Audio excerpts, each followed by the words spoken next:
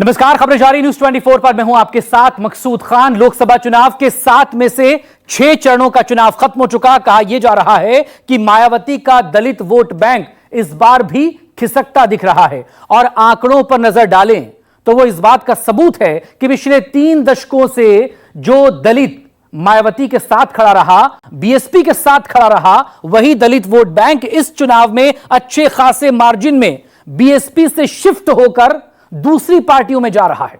आप जानते ही हैं कि चुनाव से पहले लगातार उत्तर प्रदेश में दलित वोटर्स को अपने पाले में लाने के लिए इंडिया गठबंधन और एनडीए के बीच लड़ाई तेज थी, जिसका बड़ा असर चुनाव में देखने को मिला। यानी बीएसपी को इस चुनाव में सीटों और वोट शेयर के मामले में बड़ी और तगड़ी चोट लग सकती है। मतलब पिछली बार यानी कि 2019 की 10 सीटों से हाफ, या फिर इस बार बीएसपी पूरी तरह से साफ। देखिए, दलित दिलाएंगे दिल्ली।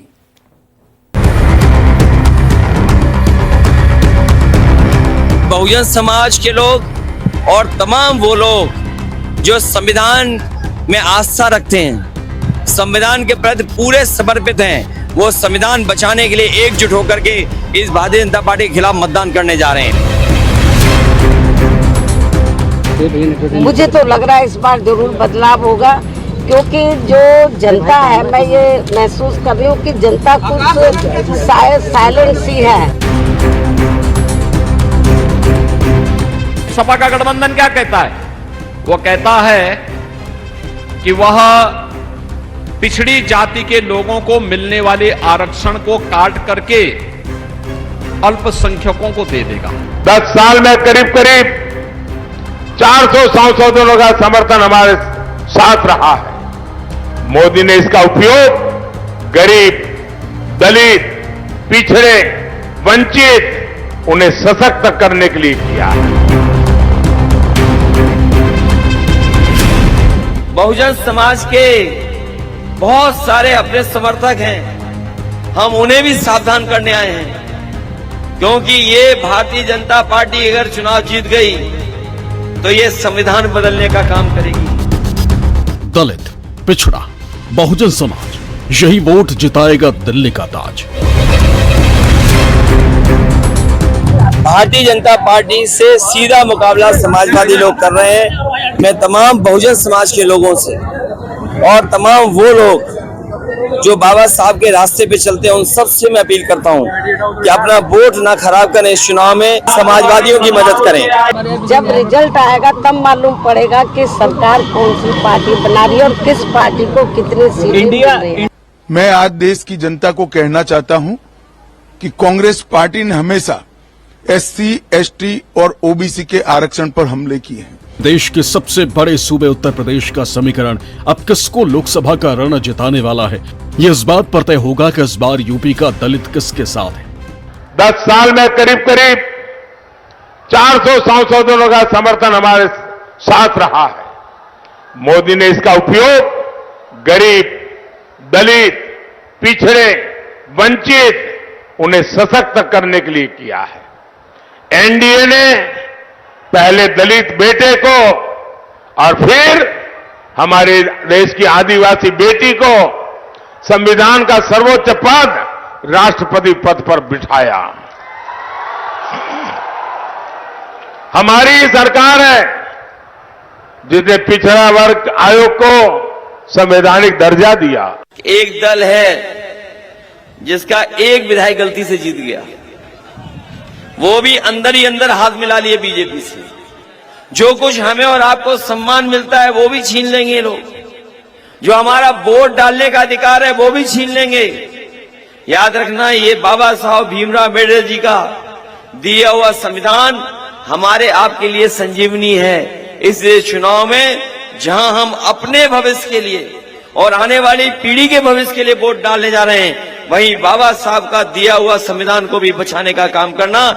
कि लोगों में काफी जोश है, और अकेले यूपी में नहीं, यूपी के अलावा भी जो दूसरे राज्य, वहाँ पर भी बीएसपी के लोगों में बहुत जोश है और इस बार अच्छा रिजल्ट आएगा। मुझे तो लग रहा है इस बार जरूर बदलाव होगा, क्योंकि जो जनता है, मैं ये महसूस कर रही हूँ कि जनता कुछ साइलेंट सी है। जब जब देश में चुनावों की सरगर्मी शुरू होती तब तब उत्तर प्रदेश की सियासत में जातियों का गुणागणित शुरू हो जाता है। यूपी के रास्ते दिल्ली की सियासत को नापने की कोशिश करने वाली हर पार्टी चुनावी मौसम में ओबीसी और दलित वोट बैंक को अपने पाले में करने के लिए हर मुमकिन कोशिश में जुट जाती है। और इसी कड़ी में सबसे आगे और पहला नंबर है समाजवादी पार्टी के मुखिया अखिलेश यादव का, जो बार बार लगातार एक ही बात दोहरा रहे हैं कि बहुजन समाज सुन ले उनकी आवाज। मैं अपने बहुजन समाज के लोगों से कहूंगा, बहुजन समाज पार्टी को वोट देने का मतलब है अपना वोट खराब करना। वो बीजेपी का साथ दे रहे हैं, चाहे सामने से चाहे पीछे से। इसलिए मैं आपके सामने अपील करता हूं कि बहुजन समाज पार्टी को वोट देने का मतलब है अपना वोट खराब करना। संविधान के पीछे भी पड़े हैं, इसलिए बहुजन समाज के लोग और तमाम वो लोग जो संविधान में आस्था रखते हैं, संविधान के प्रति पूरे समर्पित हैं, वो संविधान बचाने के लिए एकजुट होकर के इस भारतीय जनता पार्टी के खिलाफ मतदान करने जा रहे हैं। हम बहुजन समाज के बहुत सारे अपने समर्थक हैं, हम उन्हें भी सावधान करने आए हैं, क्योंकि ये भारतीय जनता पार्टी अगर चुनाव जीत गई तो ये संविधान बदलने का काम करेगी।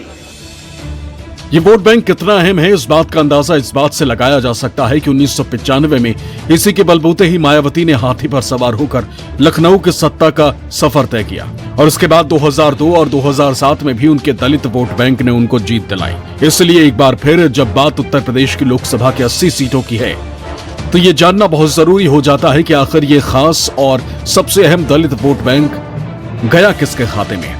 क्योंकि जब न्यूज 24 ग्राउंड जीरो पर पहुंचा तो पता चला कि बीएसपी के एजेंट भी इस बार हार मान चुके हैं। वो तो यहां तक कह रहे हैं कि बहुजन समाज पार्टी की जमानत ही जब्त हो जाएगी। बहुत हालत खराब है, बहुत हालत खराब है।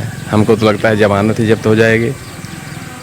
यार आप चुनाव बसपा के एजेंट तो कम एजेंट हैं, लेकिन वो जो भाजपा के समर्थन में कर दिया, इसके लिए दिक्कत हो गई है सबको। कौन भाजपा के समर्थन? मायावती ने 20 बार प्रत्याशी बदल दिया, 2 बार, एक बार रवि को खड़ा किया। रवि वाले में तो कुछ खींचते भी 80,000 वोटर हैं, और बसपा वाले में तो अब सब लोग इकट्ठा होकर के सब कांग्रेस को वोटिंग कर रहे हैं। ये दिखाई दे रहा है यहीं पे।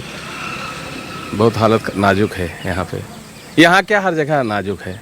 आप बसपा में है? हाँ, बसपा में है। आज आखिरी दिन है तो हाँ, आखिरी दिन से मतलब नहीं, हम इतना डर नहीं है। जब बड़े बड़े नहीं डराएगा तो हम इतना डरे वाले में नहीं रहे। हम बता देती आज आखिरी दिन हो चाहे जो हो, उससे नहीं होता यार यहाँ एजेंट हो। अरे लेकिन जो सही है, अब सही आप छापने की बात बताते हैं तो सही है, जो उसको रिजेक्ट बताया जा रहा है।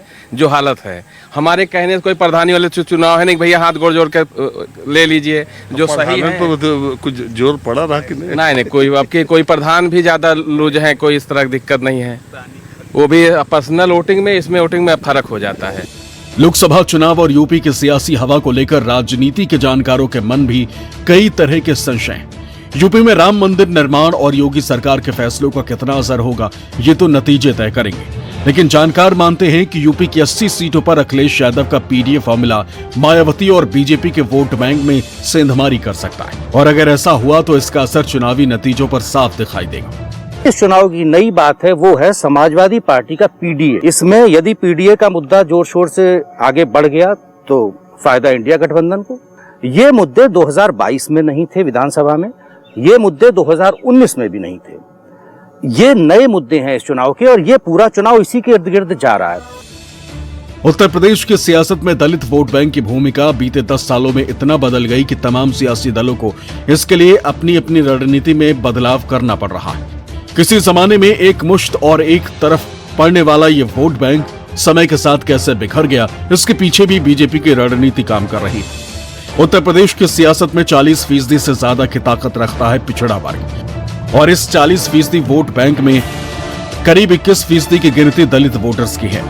2007 तक दलित वोटर मायावती के साथ मजबूती के साथ खड़ा था। यूपी की सियासत में 2012 से दलित वोट बैंक में टूट की कहानी शुरू हुई, और 2014 में बीजेपी ने सूबे के बहुत बड़े दलित वोट बैंक पर कब्जा जमा लिया।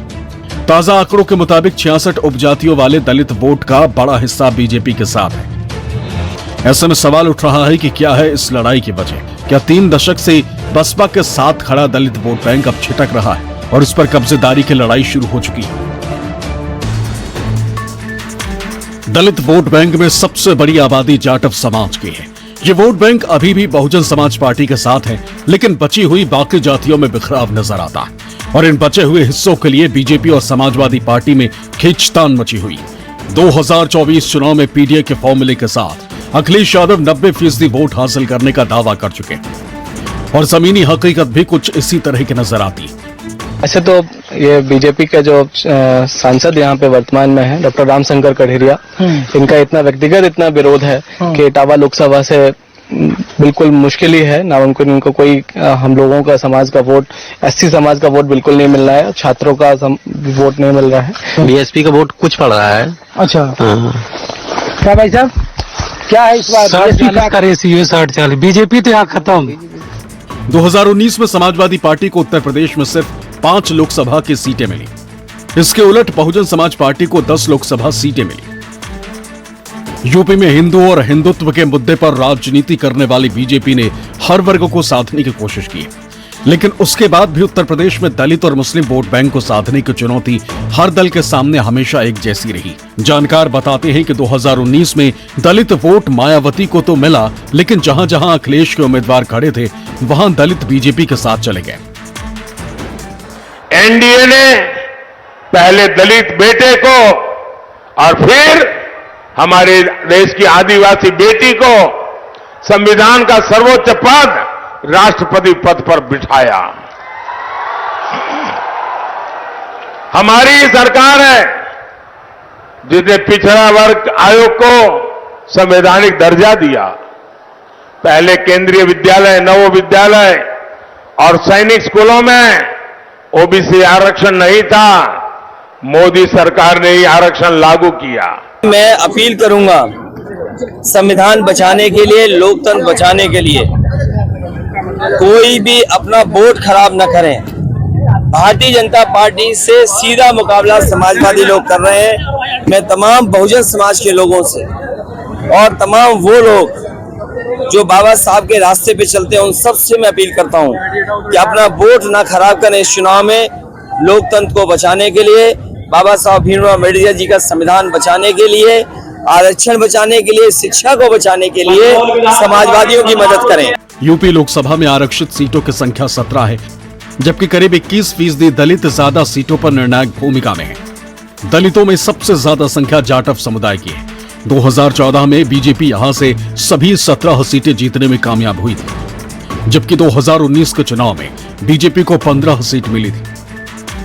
यूपी की सियासत का एक सच और भी है, दलित आबादी एक मुश्त भी किसी दल के पास आ जाए तो भी चुनाव जितवाने की ताकत नहीं रखती। यही वजह है कि मायावती को भी बहुजन समाज के फॉर्मूले को छोड़ सर्वजन के फॉर्मूले पर आना पड़ा और यही फॉर्मूला बीजेपी का भी है, जिसमें अगड़ी जातियों के साथ पिछड़े और दलित वोट बैंक का बड़ा हिस्सा उसे 2014 से अपराजेय बनाए हुए। Bureau report, news 24।